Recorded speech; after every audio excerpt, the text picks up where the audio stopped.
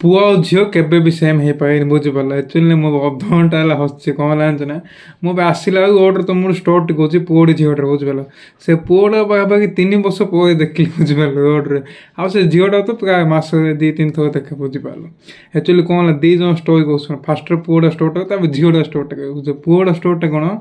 सी English medium पिला पाठ पढ़ला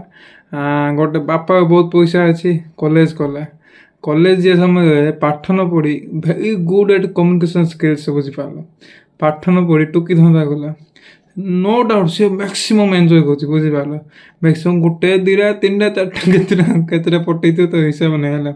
देन कौन कला जो व्यवसाय पाठ पढ़िया कहता माने तार जो कम्युनिकेशन स्किल्स प्रॉपर दिग यूटिलाइज कलानी बुझिपार भूल दिग यूटिलाइज कला एबे 28-29 वर्ष है झील मिलनी बुझिपार बापा दुख पिला दुख सब दुख लाइफ क्रिकेट आ गोटे झीटा कथा कह शुण से झीटा भी 28-29 वर्ष है सी ए बाहर बुझिपार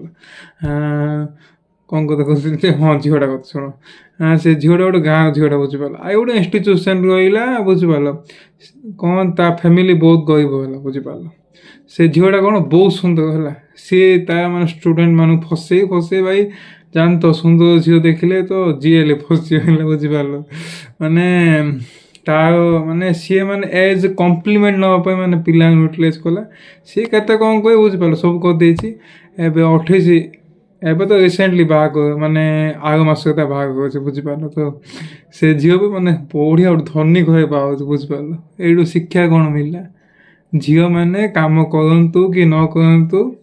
से माने सेटल है अनेक पुओ मैंने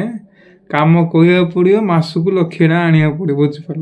से झील फील चक्कर पड़न निज एनर्जी वेस्ट करन